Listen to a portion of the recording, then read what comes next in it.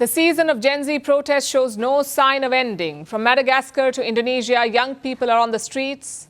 Tonight, our story is from Peru, a country in South America famous for Machu Picchu, but now in the headlines for protests.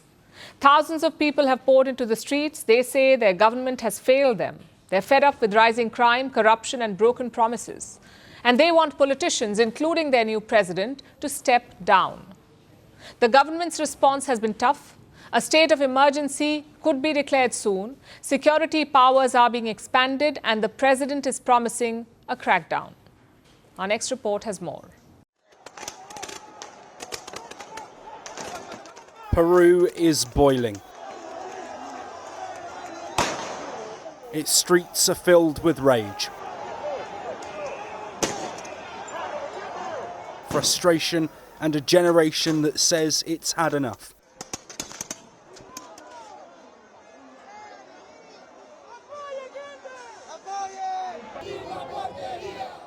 For weeks now, thousands of young Peruvians, mostly Gen Z, have been marching. And they are not just protesting one president or one policy. They are protesting a system they believe is broken. It began with calls for better pensions and higher wages. But the movement quickly grew bigger.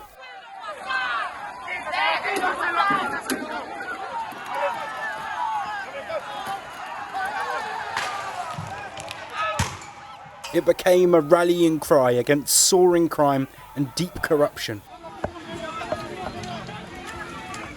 and against a political class that many believe no longer represents them.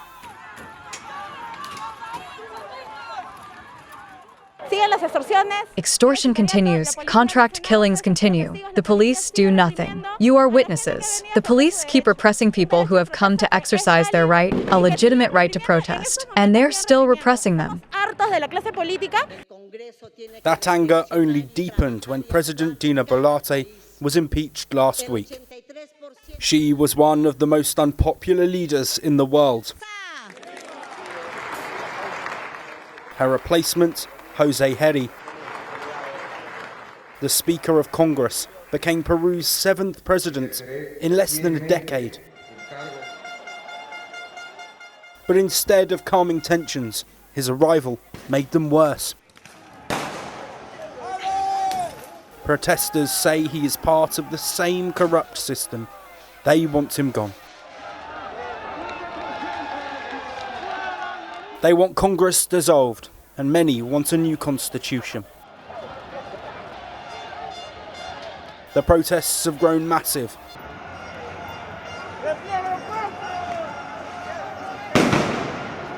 University students, transport workers, and civil groups have joined in. And the marches have turned into nationwide demonstrations. Then, on October the 15th, everything changed. During a huge protest outside Congress, a 32-year-old man was shot dead. CCTV shows a man firing a gun before fleeing. Prosecutors say he was shot in the chest. Police now admit one of their officers pulled the trigger. The officer has been detained and removed from duty. But the man's death turned the movement into a national crisis. What began as a protest over jobs and security is now a fight over police violence, state accountability, and human rights. President Jerí expressed regret, but he refused to resign. He blamed the chaos on delinquents who infiltrated the march, and he promised that the full force of the law would be used against them. Solidarizamos con su familia. First, we regret the death yesterday of Eduardo, a 32-year-old. We stand with his family at this time. Yesterday a legitimate civic expression began, which, unfortunately as the hours went by, some sectors used to push an agenda to create chaos. Tenían una agenda de generar caos.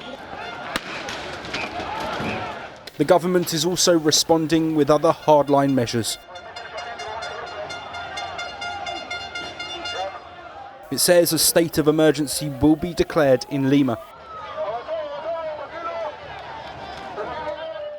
It will allow security forces to be deployed, and it will restrict large gatherings.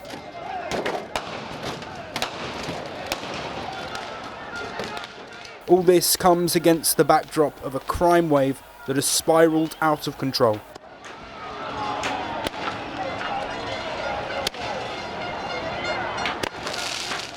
Extortion and contract killings are now daily realities.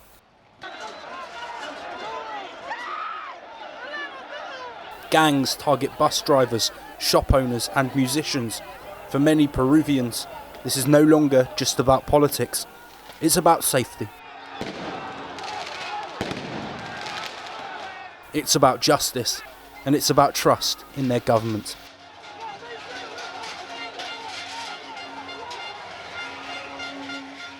They want a new Peru that is safer,